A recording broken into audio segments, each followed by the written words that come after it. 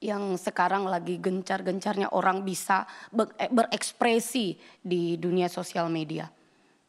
Nah, kita belajar dulu apa sih validasi itu. Ya, validasi adalah pengesahan atau pengujian kebenaran sesuatu.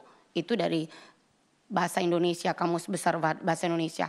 Nah, kalau kita mengurus surat atau pengesahan sebuah lembaga, yayasan seperti kita Yayasan Mika atau gereja, itu harus ada surat sertifikat bangunan dan persetujuan ya.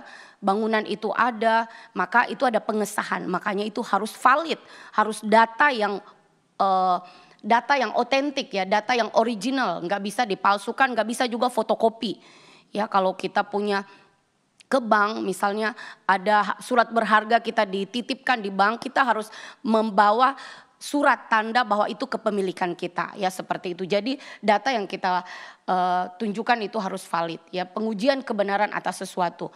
Terus ya dokumen, data atau sistem produk yang diperjualbelikan itu juga harus valid.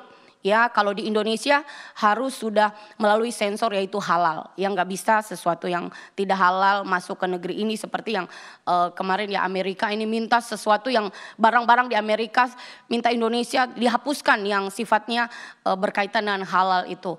Jadi semua boleh. Nah, kalau Indonesia segala sesuatu harus ada di situ tulisan ini halal, ini tidak halal. Jadi semua valid sehingga orang-orang yang mungkin saudara sepupu kita membeli barang, dia tahu oh ini halal, oh ini tidak halal. Jadi dia bisa membelikan hal-hal yang berkaitan dengan milik mereka ya. Jadi produk-produk juga harus valid. Nah, bagaimana dengan keberadaan psikologi? Nah, ini ya, pengertian haus validasi. Ya, keabsahan atau pengakuan atau melalui ujian. Nah, di sini haus validasi ya adalah kondisi di mana seseorang sangat bergantung pada pengakuan atau pujian atau dukungan dari orang lain. Nah, untuk merasa bahagia atau dihargai. Jadi kebahagiaannya rasa dihargai. Pujian yang menyatakan bahwa persembahan. Dikatakan oleh Raja Ahasveros. Haman merasa tersinggung karena Mordekai tidak mau berlutut atau menyembah dia ya. Padahal semua orang lain di kerajaan melakukan itu, yaitu menyembah Haman. Haman ini kan wakilnya Ahasveros, Raja Ahasveros, orang yang memiliki kedudukan. Tetapi Mordekai tidak menyembah dia. Jadi perasaannya karena berpengaruh, karena satu orang Mordekai mempengaruhi seluruh tubuh, pikiran, hatinya, ya tindakannya sampai bisa uring-uringan dan marah. Nah, ini adalah ciri khas orang yang mengharapkan haus validasi, haus pengakuan, haus pujian ya dari orang lain.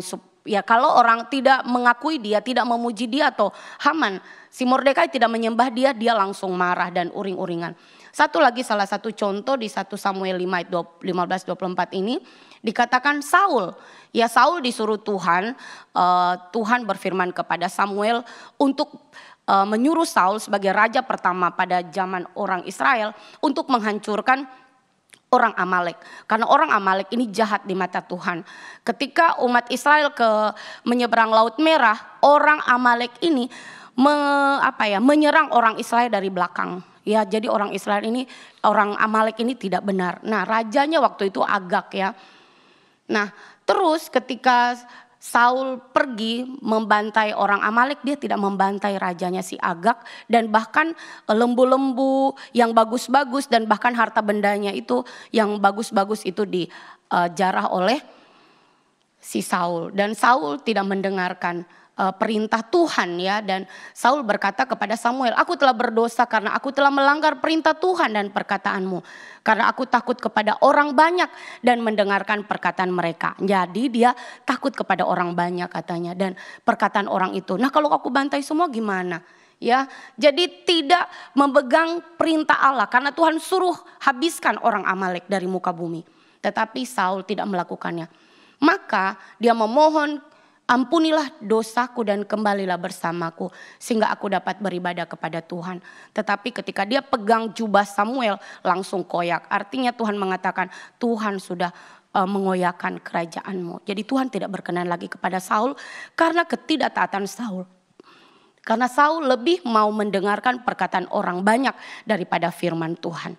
Nah selanjutnya Saul juga di sini ya mendengar puji-pujian ya, arak-arakan orang Israel memuji Daud ketika Daud mengalahkan Goliat dan orang Filistin ya, orang Israel mengalahkan orang Filistin dengan Daud mengalahkan Goliat. Tetapi Daud mengatakan dengan lembing ini Tuhan ya, Tuhan, dia tidak mengakui dirinya tetapi dia menyatakan itu Tuhan akan menghancurkan engkau yang tidak bersunat. Nah, tetapi di sini ketika Daud dipuja-puji oleh orang-orang Israel dengan kata mengatakan Daud dianggap telah menewaskan berpuluh-puluh ribu, berlaksa-laksa. Ya, berlaksa-laksa orang, sedangkan aku hanya beribu-ribu saja ya, kata si Saul. Sebentar lagi tentulah ia dijadikan raja oleh mereka. Nah, di sini Saul marah. Kenapa? Karena orang lebih memuji Daud daripada dia. Nah ini juga orang yang punya sikap hati yang haus akan validasi, haus akan pujian, haus akan pengagungan, haus akan pengesahan atau pengakuan dari orang lain. Ya tidak bisa terima kalau ada orang lain yang lebih dari dia. Seharusnya kan dia bersyukur, oh iya bersyukur kita bersama-sama, seharusnya begitu ya. Tetapi orang yang haus validasi ternyata ada rasa iri di batinnya. Nah ini kenapa ya bisa begitu ya. Ya ciri-cirinya bagaimana ya, kita cari dulu ciri-cirinya ya. Ya ini tadi mencari pujian atau apresiasi, mencari pengakuan dan pujian dari orang lain dan merasa tidak nyaman jika tidak mendapatkan persetujuan. Tadi ya kita sudah belajar bagaimana Haman dan Saul contoh. Nah terus fokus pada pendapat orang lain. Jadi seperti Saul tadi, karena takut apa dikatakan oleh rakyat, katanya seperti itu. Dan dia melanggar perintah Allah, berani melanggar perintah Tuhan demi perkataan orang. Nah fokus pada pendapat orang lain dan cenderung lebih peduli dengan apa yang dikatakan orang ya tentang mereka daripada apa yang mereka pikirkan tentang diri sendiri, apalagi tentang firman Allah. Nah selanjutnya ketergantungan pada media sosial. Sekarang nih ya orang bisa ya haus validasi di ketergantungan media sosial, yaitu mereka mungkin mengandalkan media sosial untuk mendapatkan pengakuan dan validasi dari orang lain seperti jumlah like, wah kalau like-nya banyak harga dirinya naik, atau subscribe atau komentar ya, di situ langsung bergantung di situ pengakuan dari orang, itulah yang mengangkat harga dirinya. Nah terus selanjutnya ada rasa takut ya, ditolak, memiliki kecemasan yang kuat, rasa takut tidak disukai orang lain. Ya jadi ada ketakutan, aduh nanti aku ditolak orang, aku tidak disukai orang. Ya jadi di dalamnya ada kegelisahan di batin. Ya ini orang-orang yang memiliki hati yang tersiksa sebenarnya. Karena hidupnya bergantung dari luar, bukan dari dalam diri sendiri atau firman Allah tentunya yang meneguhkan. Nah perbandingan diri dengan orang lain ya. Ternyata orang haus validasi itu suka membandingkan diri ya dengan orang lain dan merasa tidak puas dengan diri sendiri jika tidak sebanding. Wah ini bahaya. Ternyata mereka suka melihat dirinya dengan orang lain. Oh aku gini dia begitu. Wah dia punya ini aku gak punya. Atau dia lebih begini lebih begitu. Jadi suka membandingkan. Seperti tadi Daud dengan Saul terhadap Daud. Akhirnya ya Saul berusaha untuk membunuh Daud karena dia ketakutan.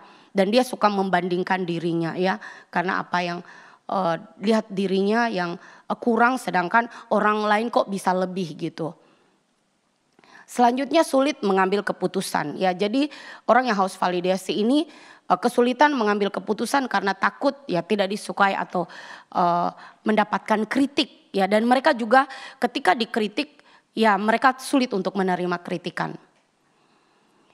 Nah di sini juga ada perubahan perilaku, mengubah perilaku untuk mendapatkan persetujuan orang lain. Ya, jadi dia mengubah perilakunya supaya orang setuju. Jadi ini orang yang tidak punya pendirian, ikut-ikutan ya. Ya saya berpikir kayak bunglon lah. Ya tidak punya kekuatan, keteguhan diri, tetapi ikut-ikutan. Di sini begini ya dia juga begitu. Tidak punya sikap yang menolak ketika itu tidak sesuai begitu ya. Nah tadi sensitif terhadap masukan atau kritikan, terganggu ketika dikritik. Selanjutnya ingin menjadi pusat perhatian dan suka bergosip. Ini berbahaya ya. Saya pikir kenapa ya kok suka ambil perhatian. Oh iya ingat waktu SMA atau SMP zaman-zaman anak-anak atau kita bisa nonton di TV ada anak-anak punya komunitas-komunitas. Tiba-tiba kalau masuk kelas ada yang ngomong, sini dong, ada berita baru gitu ya. Dan semuanya fokus ke dia apa. Jadi dapat perhatian, dia seperti pembawa berita dan up to date gitu. Tahu nggak ini. Jadi semua orang pusat ke dirinya sendiri. Jadi ada gairah di dalam dirinya untuk menjadi pusat perhatian dan di situ juga dia suka bergosip. Dengan begitu dia mendapat perhatian orang lain ya. Nah di sini atau dia mendapat pujian, kamu update banget ya, beritamu selalu up to date katanya ya. Jadi dia bangga dengan itu dan ingin diperhatikan oleh orang lain. Nah penyebabnya apa? Kenapa orang sampai haus validasi seperti ini? Ya ini ada pengalaman masa kecil. Ternyata seseorang yang punya masa kecil yang tumbuh kembangnya dalam lingkungan di mana sering kali berusaha keras untuk mendapatkan pujian atau kasih sayang dari orang tua atau lingkungan sekitar. Ya atau kalau di sekolah dia kalau dapat nilai bagus baru dia dapat jempol ya, kalau ya dia mendapat penghargaan prestasi baru dia dapat jempol. Jadi validasi dirinya itu bergantung dari prestasi dia, bukan dari dirinya sendiri. Kepribadiannya, tetapi apa yang dikerjakannya. Ketika dia juara dikasih jempol, dia bangga. Wah, jadi itu yang dia kejar, pengalaman masa kecilnya ya, yang sering diberikan apresiasi oleh orang tua dan sekitar. Nah, dia tumbuh kembang dengan keyakinan bahwa nilai diri hanya diukur dari pencapaian atau dari prestasi. Nah, kecemasan ya. Jadi ini ada haus validasi, ini ada kecemasan dan rasa tidak aman. Ya. Orang yang memiliki kecemasan sosial atau perasaan tidak aman yang mendalam seringkali merasa tidak cukup baik. Mereka merasa butuh pengakuan dari orang lain untuk menenangkan kecemasan mereka dan membuktikan bahwa mereka layak dicintai atau dihargai. Dan mereka membutuhkan ini dari perkataan orang ya, dari nasihat-nasihat orang. Mereka tidak bisa kontemplasi dengan diri sendiri. Ya tidak bisa menerima dirinya sendiri. Jadi mereka membutuhkan orang lain harus berbicara, kamu memang begini, kamu begini. Nah, jadi mengharapkan dari orang lain, penuh dengan kegelisahan di dalam diri. Jadi bergantung kepada apa kata orang ya. Dan apa kata orang itu menyadarkan mereka berpikir bahwa itu bisa membuat saya layak dicintai atau dihargai. Selanjutnya ya tadi pengaruh media sosial ya telah menjadi sumber utama validasi bagi banyak orang. Tentang like, subscribe tadi, follower seringkali jadikan tolak ukur nilai diri dan bisa menciptakan siklus di mana seseorang terus-menerus mencari validasi dari orang lain melalui unggahan media sosial. Nah, ini juga ada menurut HealthShot, haus validasi dapat disebabkan oleh rendahnya harga diri. Nah, ternyata di dalam ini ada rendah harga diri yang rendah. Terus ada rasa cemburu, ada rasa kesepian ya, atau gangguan kepribadian tertentu.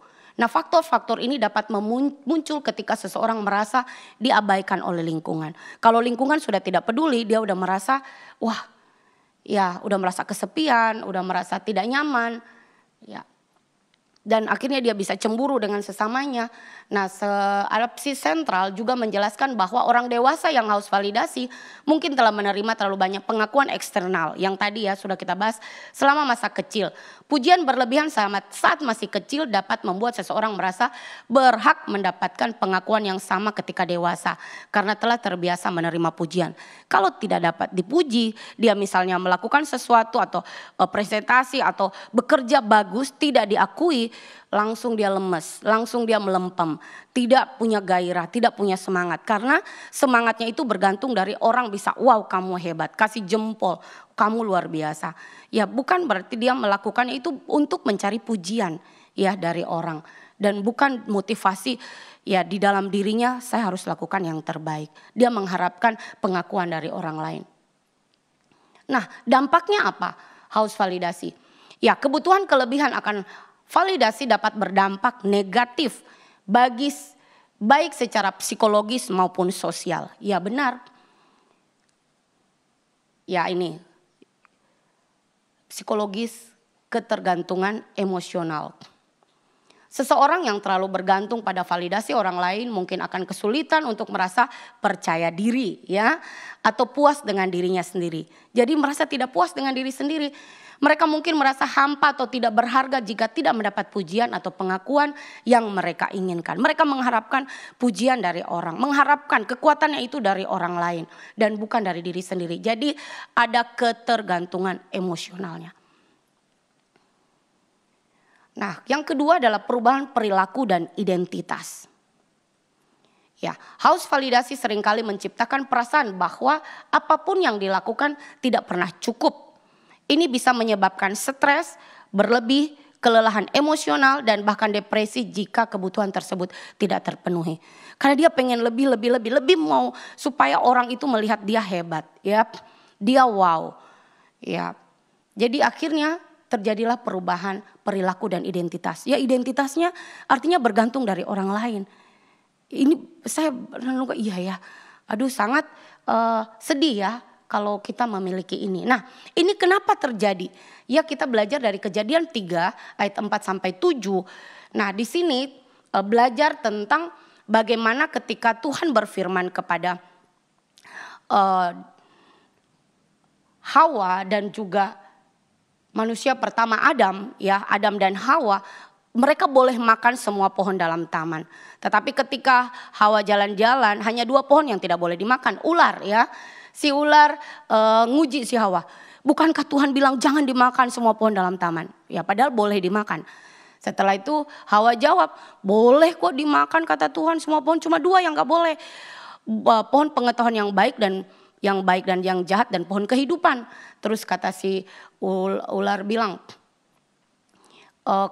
kalau kami makan kami mati, kata si Hawa. Kata si ular, tapi ular itu berkata kepada perempuan itu, sekali-kali kamu tidak akan mati. Tetapi Allah mengetahui bahwa pada waktu kamu memakannya, matamu akan terbuka dan kamu akan menjadi seperti Allah. Nah, perkataan dari si ular nih.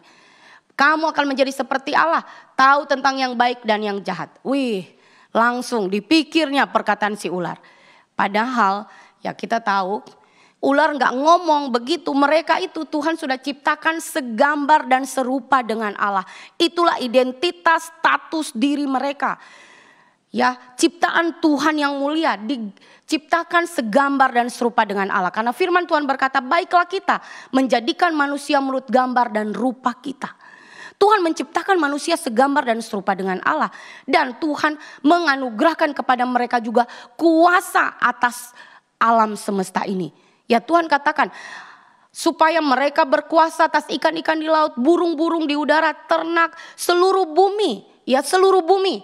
Dan atas segala binatang melata, merayap di bumi. Wah, dan Allah menciptakan mereka menurut gambar Allah, diciptakannya dia laki-laki dan perempuan.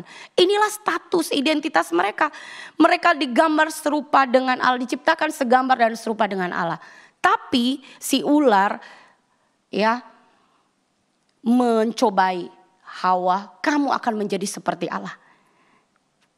Kok bisanya Hawa dengar apa kata si ular? Akhirnya dia tertarik apa kata si ular. Dia makan pohon itu dan disinilah mau menjadi hidupnya bergantung dari pengakuan pihak lain, yaitu si ular. Yang iblis menyerupai si ular dan membuat mereka terpisah dari Allah. Inilah kejatuhan. Ya, kejatuhan manusia pertama ke dalam dosa, tidak berpegang kepada janji Allah. Padahal mereka sudah segambar dan serupa dengan Allah dan diberikan kuasa oleh Tuhan. Tetapi mendengar kata ular, kalau kamu makan buah pohon itu, kamu akan menjadi seperti Allah. Padahal mereka berdua sudah diciptakan begitu luar biasa oleh Tuhan menurut gambar dan rupa Allah sendiri.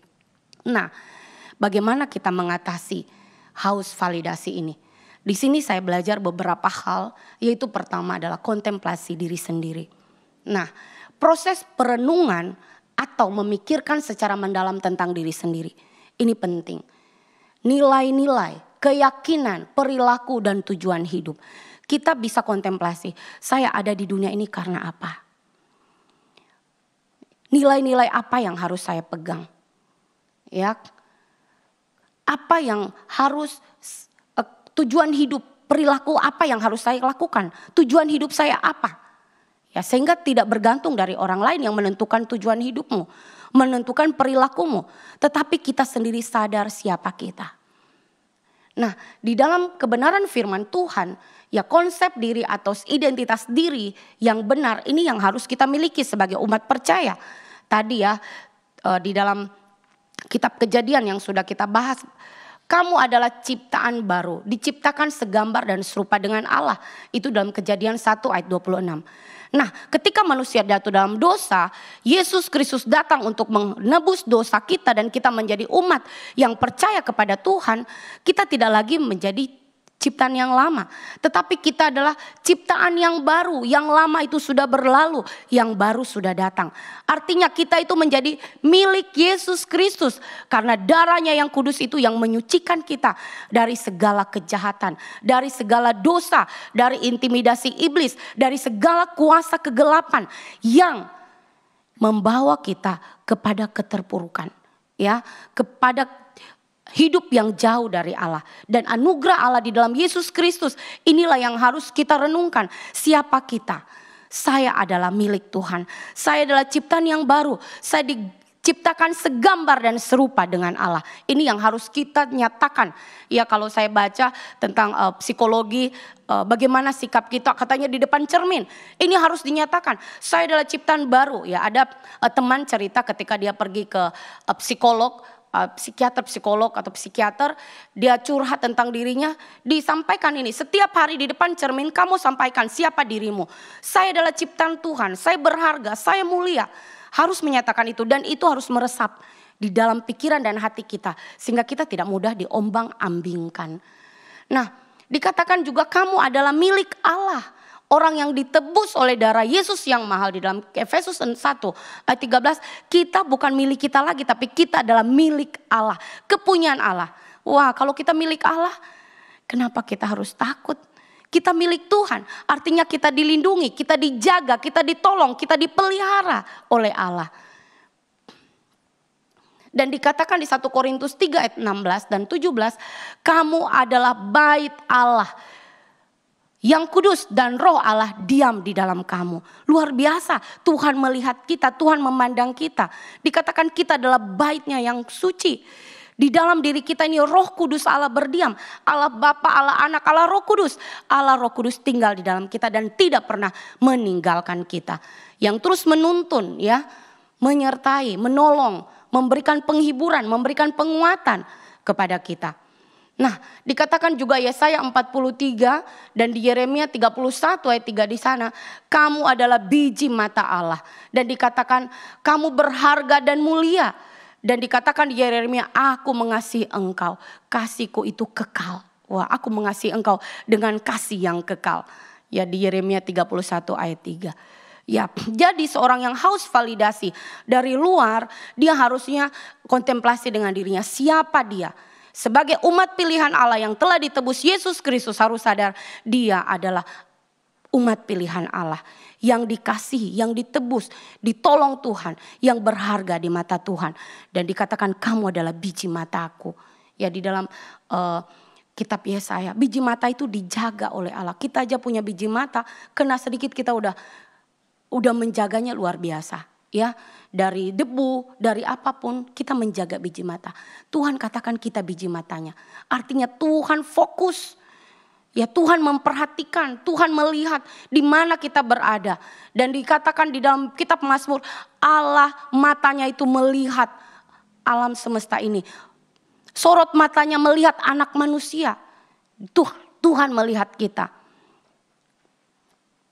Ya, selanjutnya, ya, sebagai orang percaya, supaya di dalam diri kita ini tertolong dengan sikap haus validasi, kita tidak haus validasi, harus di dalam ini yang harus dibenahi.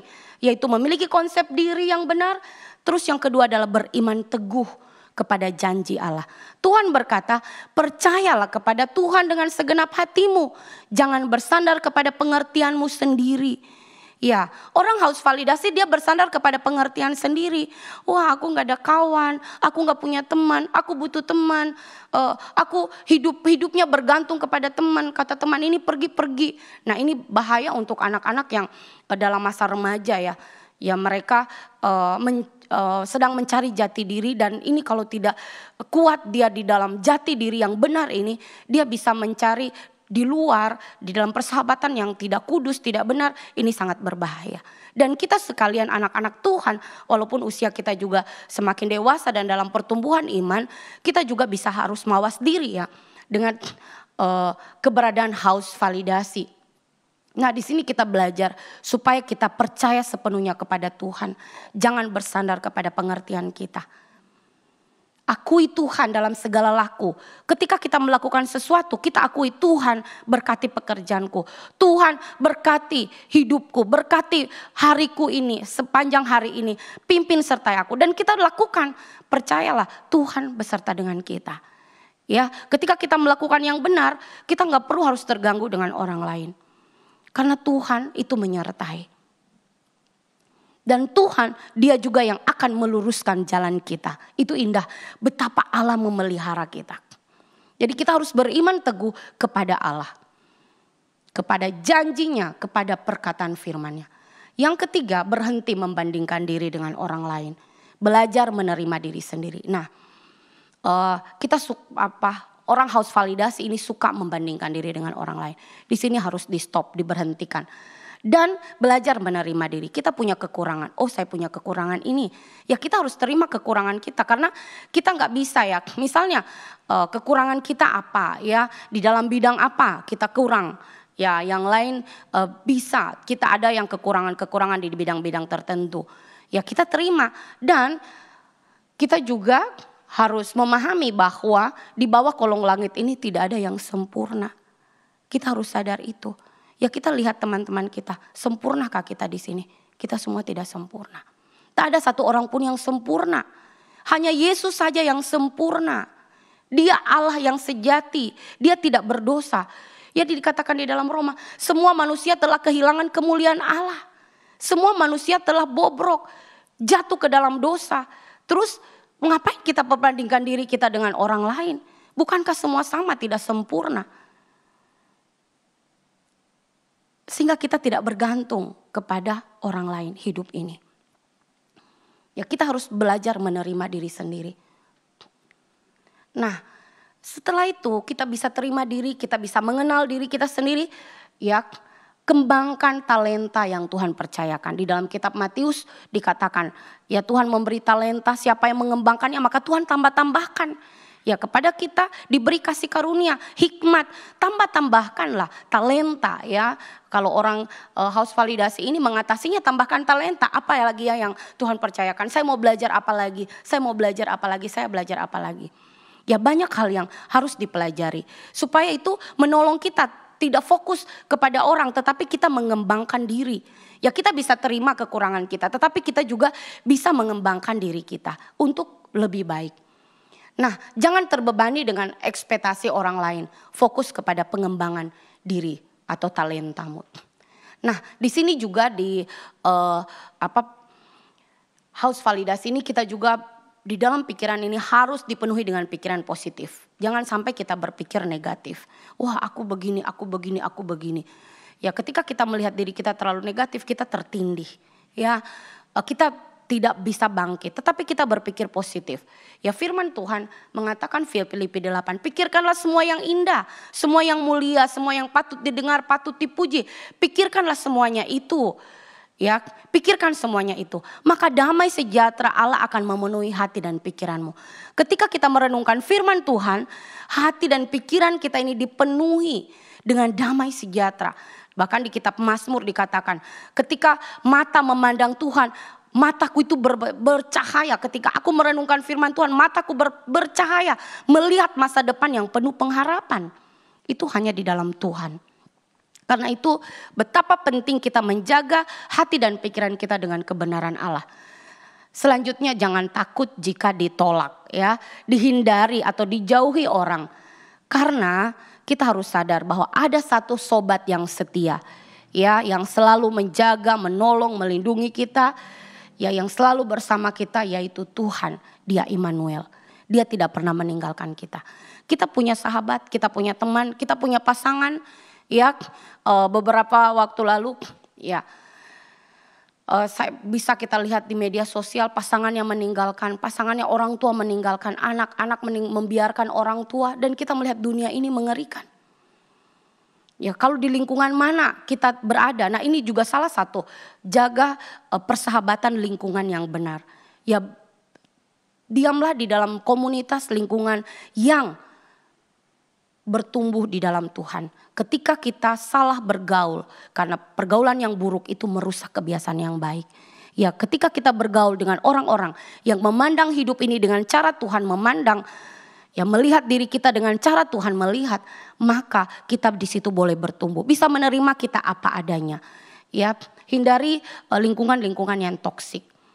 Ya, jadi kita harus sadar bahwa dunia ini ya telah jatuh ke dalam dosa, semua orang. Karena itu kita jangan takut ketika kita ditolak, ketika kita dihindari, ketika kita dijauhi orang.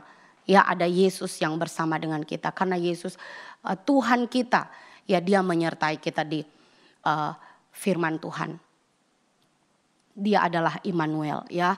Tuhan ketika dia bangkit, dia mengatakan apa? Damai sejahtera bagi kamu.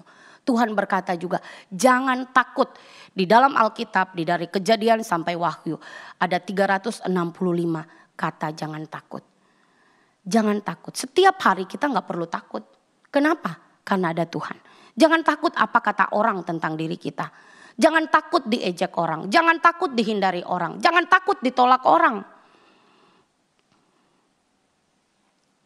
Kita harus memiliki sebuah kekuatan di dalam firman Allah, ya, yang memberikan pertolongan kepada kita sebagai anak-anak Tuhan, bahwa Tuhan selalu terulur kasih-Nya untuk menolong kita, dan saya percaya bahwa ada anak-anak Tuhan yang lain juga bisa menerima diri kita apa adanya.